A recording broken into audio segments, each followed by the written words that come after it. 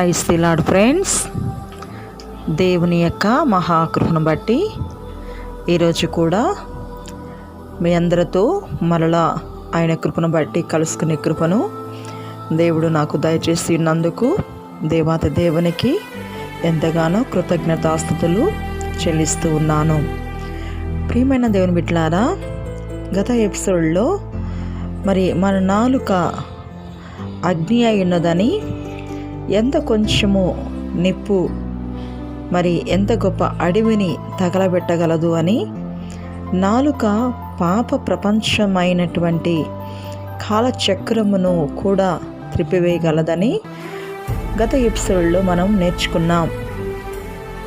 అయితే ఆ 120 మంది మేడగదిలో కూర్చొని దేవుని వైపు తేరి చూసి ప్రార్థన చేస్తూ ఉండగా వారందరి మీదకి అగ్ని వంటి నాలుకలు దిగి వచ్చినట్లుగా మనం చూసాం.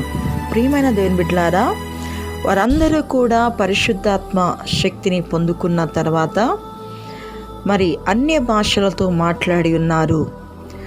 అన్య భాషతో మాట్లాడుతూ ఉండగా ఆ శబ్దమునకు అనేకమైన ప్రజలు అక్కడికి వచ్చినప్పుడు వారి వారి భాషలతో దేవుని గొప్ప కార్యాలను గురించి వారు చెప్పినట్లుగా పరిశుద్ధ గ్రంథ రికార్డు మనకి తెలియచేస్తూ ఉంది. కాబట్టి పరిశుద్ధాత్మ దేవునికి ప్రతి భాష కూడా తెలిసి ఉన్నది కనుక మనం ఎంతో జాగ్రత్తగా మనము ప్రార్థన చేసుకొని ప్రభు యొక్క ఆయన ఇచ్చేటటువంటి ఉచితమైన వరమును మనము నిశ్చయముగా పొందుకోవాలి. ప్రియమైన దేవుని బిడ్డలారా, దేవుని యొక్క సన్నిధానములో ఆదాము హవ్వలు మాట్లాడినటువంటి పరలోకపు భాష అది అన్య భాషగా కాలము మారగా మారిపోయినది. అయితే 1 కొరింథీయులకు రాసిన పత్రిక 13వ అధ్యాయము 1వ వచనములో మనుషుల భాషలతోనూ దేవదూతల భాషలతోనూ నేను మాట్లాడినను అని ఇక్కడ పరిశుద్ధుడైన పౌలు గారు తెలియజేస్తూ ఉన్నారు. మనుషుల భాష ఉన్నది, దేవదూతల భాష ఉన్నది, యెహోవా భాష ఉన్నది, పరలోక భాష ఉన్నది. ప్రియమైన దేవుని బిడ్డలారా, ఈ భాషలతో నేను మాట్లాడిన ప్రేమ లేకపోతే మ్రోగేడు కంచెను గణగణలాడు తాళమున ఇందును అని పౌలు గారు తెలియజేస్తూ ఉన్నారు. కాబట్టి దేవుని యొక్క సన్నిధానంలో మనము ఈ యొక్క వరమును నిశ్చయముగా మనం పొందుకోవాలి. ఇంతవరకు కూడా ఎంతో సమయాన్ని మన జీవితంలో మనం వ్యర్థపరచుకున్న విషయాన్ని మనం గమనించాలి. ప్రియమైన దేవుని బిడ్డలారా, 2 కొరింథీయులకు రాసిన పత్రిక 12వ అధ్యాయము 3వ వచనములో ఇలాగూ చెప్పబడుతూ ఉన్నది. అట్టి మనుష్యుని నేను ఎరుగుదును, అతడు పరదేశంలోనికి కొనిపోబడి వచింప శక్యము కాని మాటలు వినెను. ఆ మాటలు మనుష్యుడు పలకకూడదు. అతడు శరీరముతో కొనిపోబడెనో శరీరము లేక కొనిపోబడెనో నేను ఎరగను, అది దేవునికే తెలియను. ఇక్కడ పరిశుద్ధుడైన పౌలు గారు తన గురించి ఎవరో ఒక వ్యక్తి అన్నట్లుగా తెలియచేస్తూ ఉన్నాడు. మరి పరదేశంలోనికి కొనిపోబడి 3వ ఆకాశమునకు కొనిపోబడినట్లుగా అక్కడ వచింప శక్యము కాని మాటలు విన్నట్లుగా, ఆ మాటలు ఏ మనుష్యుడు కూడా పలకకూడదు, అది అంత గొప్ప మాటలుగా ఆయన విన్నట్లుగా మనం చూస్తూ ఉన్నాం. కాబట్టి నా ప్రియమైన దేవుని బిడ్డలారా, పరలోకములో ఒక అద్భుతమైన భాష, అది దేవుని భాష, అది పరలోకపు భాష. ఆ భాషను దేవుడు మనకు అనుగ్రహించటానికి ఎంతగానో వాంఛ కలిగి ఉన్నారు, ఆశపడుతూ ఉన్నారు. కాబట్టి ప్రియమైన దేవుని బిడ్డలారా, దేవుని యొక్క సన్నిధానంలో పరిశుద్ధ గ్రంథములో ఎవరు ఎక్కడ వరములను పొందుకున్నారో అక్కడ వారు అన్య భాషలు మాట్లాడినట్లుగా మనం చూస్తూ ఉన్నాం. అన్య భాష ద్వారానే దేవుని వరాలు మనలోనికి ప్రవేశించగలవు. కాబట్టి ప్రియమైన దేవుని బిడ్డలారా, తల అయిన క్రీస్తుకి మనము శరీరముగా ఉన్నాము. మన తలగా క్రీస్తు ఉన్నారు. ఆయన చిత్తములో మనం ఉండాలి. కాబట్టి దేవుని యొక్క సన్నిధానములో మరి పరిశుద్ధుడైనటువంటి పౌలు గారు ఈ మాట ఎంతో స్పష్టముగా తెలియజేస్తూ ఉన్నారు. 1 కొరింథీయులకు రాసిన పత్రిక 14వ అధ్యాయము 18వ వచనములో, నేను మీ అందరికంటే ఎక్కువగా భాషలతో మాట్లాడుచున్నాను, అందుకు దేవుని స్తుతించెదను అని. కాబట్టి అందరికంటే ఎక్కువగా భాషలు పౌలు గారు మాట్లాడినట్లుగా ఆయన తన మాట ద్వారా తెలియచేస్తూ ఉన్నారు. దేవుని పరిశుద్ధ భాషను, అన్య భాషను మనము 24 గంటలు కూడా మనం మాట్లాడుతూ ఉన్నట్లయితే మన హృదయములో దేవుని యొక్క ప్రసన్నత మన హృదయములో ఎల్లప్పుడూ ఉంటుంది.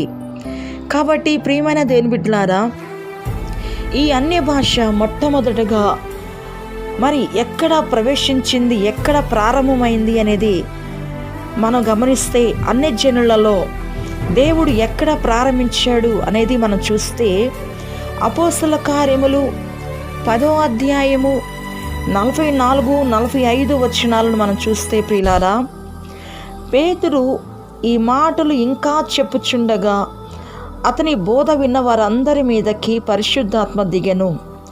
సున్నతి పొందిన వారిలో పేతురుతో కూడా వచ్చిన విశ్వాసులందరూ పరిశుద్ధాత్మ వరము అన్యజనుల మీద సైతము కృంభరింపబడుట చూచి విభ్రాంతి నొందిరి. ఎలయనగా వారు భాషలతో మాట్లాడుచు దేవుని గణపర్చుండగా వినిరి. అందుకు పేతురు, మనవలే పరిశుద్ధాత్మను పొందిన వీరు బాప్తిసం పొందకుండా ఎవడైనను నేలకు ఆటంకం చేయగలడని చెప్పి యేసుక్రీస్తు నామమందు వారు బాప్తిసం పొందవాలని ఆజ్ఞాపించెను. ప్రియమైన దేవుని బిడ్డలారా, ఇక్కడ కొర్నేలి ఇంటిలో మరి పేతురు గారు ఇన్వైట్ చేయబడి ఉన్నారు. పేతురు గారు ప్రసంగం చేస్తూ ఉండగా ఆయన మాటల మీద లక్ష్యముంచిన వారందరికీ మీదకు పరిశుద్ధాత్ముడు దిగి వచ్చి ఉన్నాడు.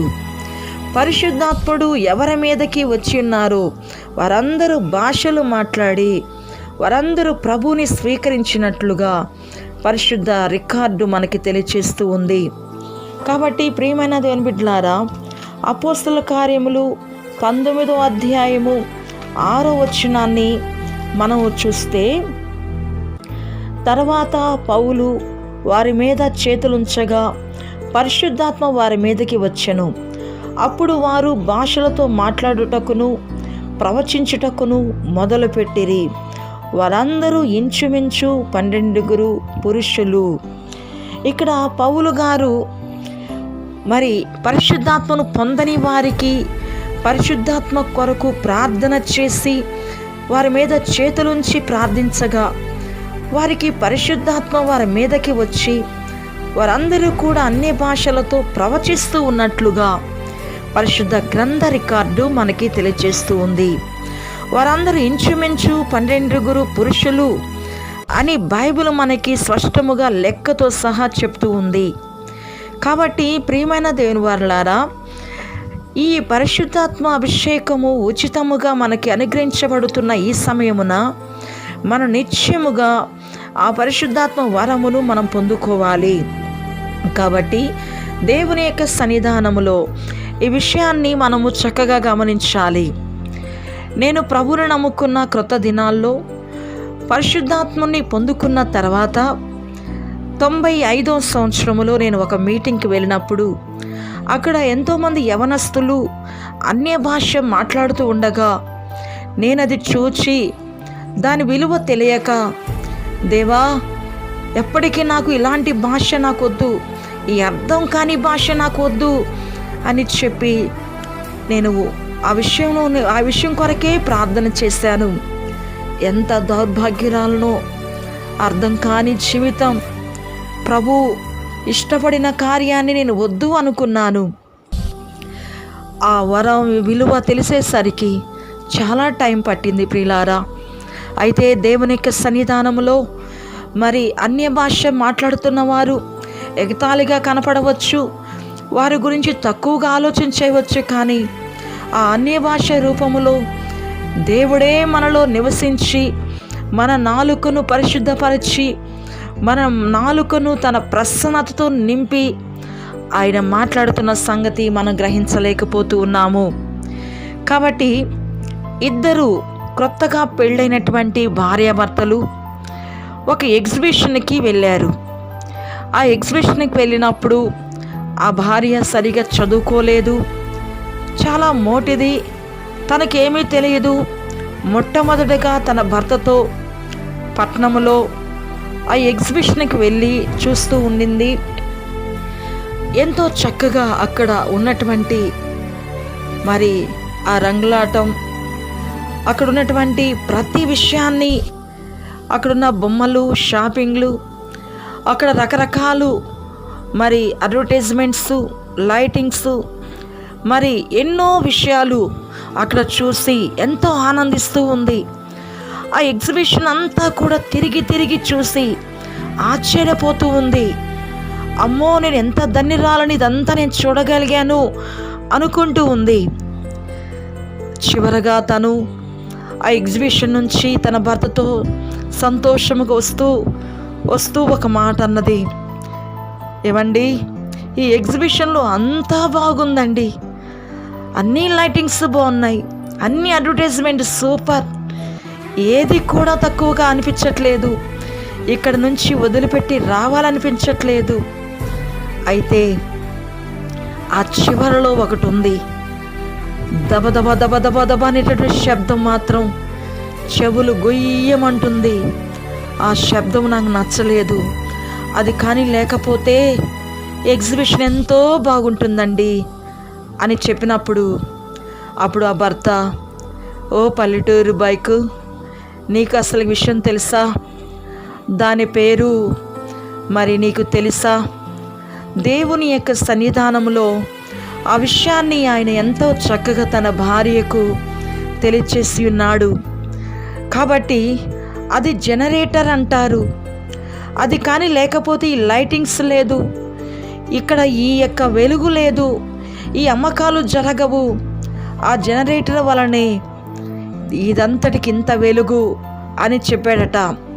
కాబట్టి ఆ ఎగ్జిబిషన్కి ఆ జనరేటర్ ఎంత ముఖ్యమో, నీవు వెలుగునొందటానికి, నీవు దేవుని కొరకు ప్రత్యేక స్థానములు విలువైన దానిగా, విలువైన వాడుగా కనిపించటానికి నీకు క్రీస్తు ఆత్మాభిషేకము అంత అవసరమైనది. కాబట్టి ఈ విషయాన్ని ఉన్నతుడైన దేవుడు మనలో నివసించాలని ఆయన కోరుకుంటూ ఉండగా ఆటంకపరచవచ్చునా? కాబట్టి ఈ విషయాన్ని గమనించండి. ఈరోజు ఈ పాఠమును నేర్చుకుని ఉన్నాము.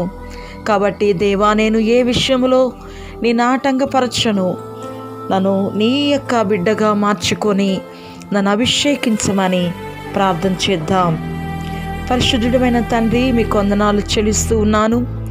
ఈరోజు విన్న ఈ మాటలను జ్ఞాపకం చేసుకోండి. అన్ని జనుల మీద నీ ఆత్మను కుమ్మరించావు నాయన. మొట్టమొదటిగా కొర్నేలు వారి ఇంటిలో వాక్యం వింటున్న వారందరినీ దర్శించావు, అన్య భాషలు మాట్లాడగలిగారు. నేను ఇంతవరకు ఆ యొక్క సహవాసంలో ఉండలేకపోయినాను ప్రభువా. అలానే ప్రార్థన చేస్తున్న వారి జీవితంలో మీరు ఈ యొక్క కృపను కనుపరచమని యేసు నామములో ప్రార్థించి వేడుకుంటున్నాను తండ్రి, ఆమేన్. ప్రియమైన దేవుని బిడ్డలారా, ఈ యొక్క ఛానల్ మీకు చాలా చక్కగా నచ్చింది అని నేను నమ్ముతూ ఉన్నాను. దయచేసి సబ్స్క్రైబ్ చేసుకోండి. మేము పెట్టే ప్రతి వీడియో మీకు రావాలి అని మీరు అనుకున్నట్లయితే బెల్ ఐకాన్ ప్రెస్ చేయండి, షేర్ చేయండి, కామెంట్ బాక్స్లో మీ యొక్క కోరికలను తెలియచేయండి. దేవుని యొక్క సన్నిధానంలో మళ్ళీ రేపు కలుసుకుందాం. ఇట్లు మీ Jhansi. God bless you all. Thank you.